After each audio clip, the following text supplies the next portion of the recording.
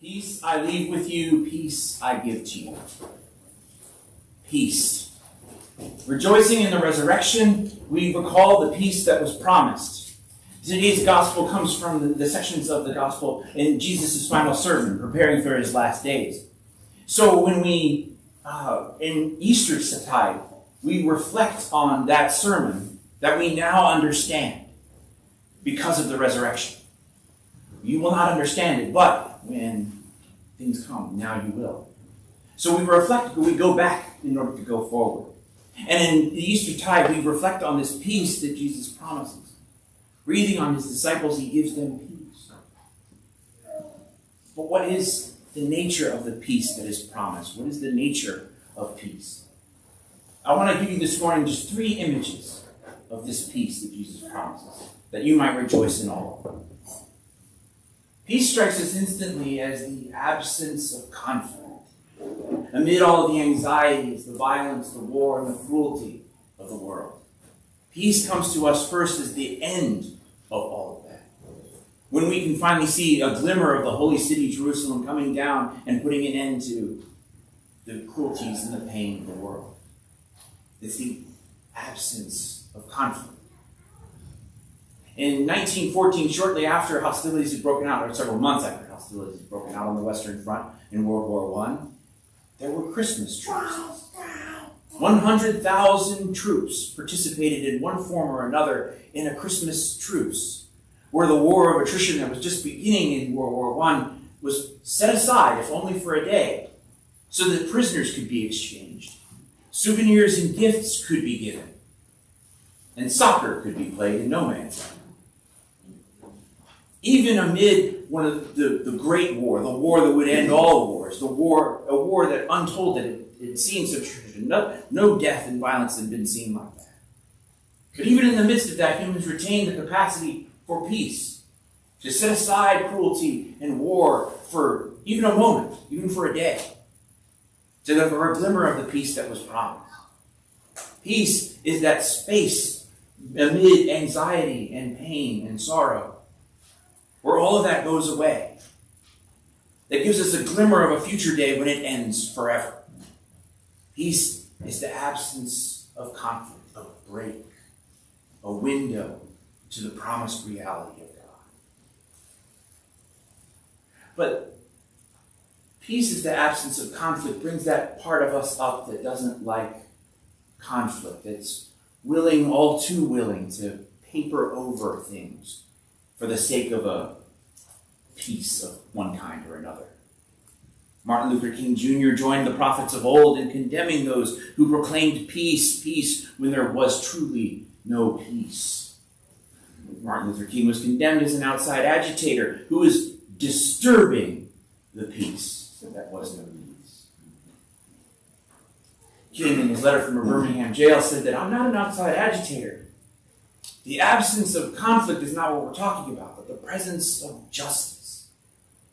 There is an absence of conflict which papers over difference, that papers over cruelty, that whitewashes history and causes us to forget. Peace is not just the absence of conflict. It is working at those forces, those engines, those things that work to create division and discord and injustice behind the scenes. We pride peace, but we don't prize peace at the expense of justice. King recalled the prophets of old and the Hebrew concept of shalom, this idea of peace that wasn't just the absence of conflict, but the well-being of all, the presence of justice. There's something,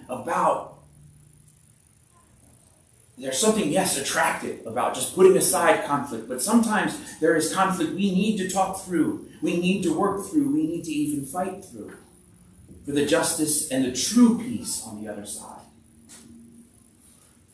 And that gives us our third image. There has to be, I know. Exactly. There isn't just a peace of outward peace. There is a peace that's inward. There's the peace of the soul. And this comes to us not only as the absence of conflict or even the presence of justice, because that's a more social and collective peace.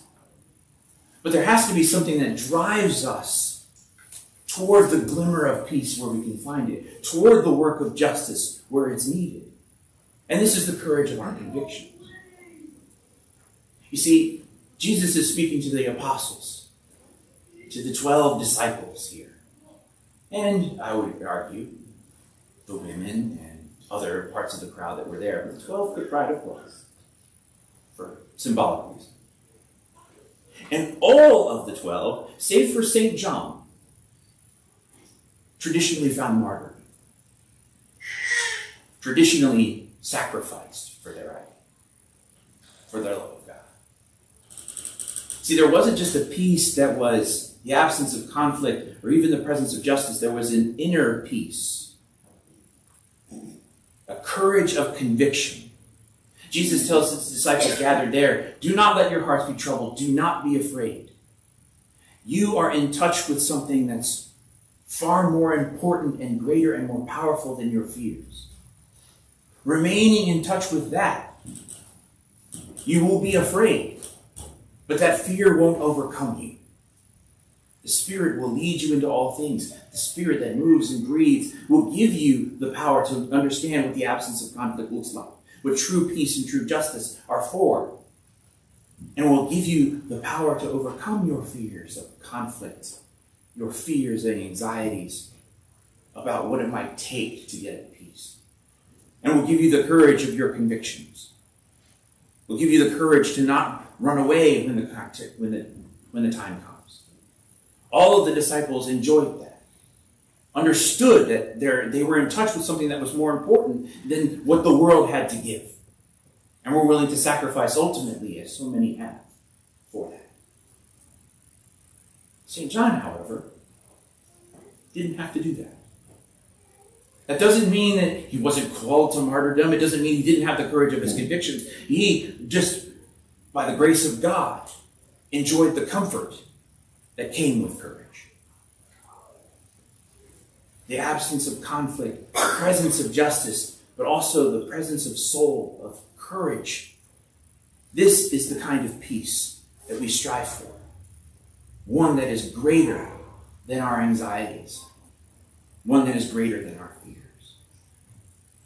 So I leave you with these three images. On a day of peace, a day of beautiful weather for which many have sacrificed. There is a peace which is the absence of conflict. It is a break from the world's work.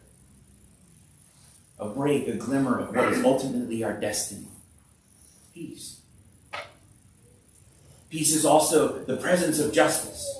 When the engines of war, when the engines of conflict are dismantled, and there is no need for the kinds of conflict that create that desire for a paper peace.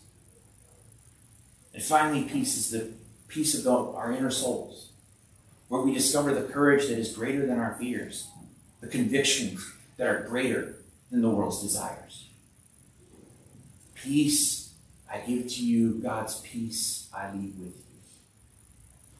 It's a nice little trinity. 1, 2, 3. Step forward in peace to love and serve the Lord. Amen.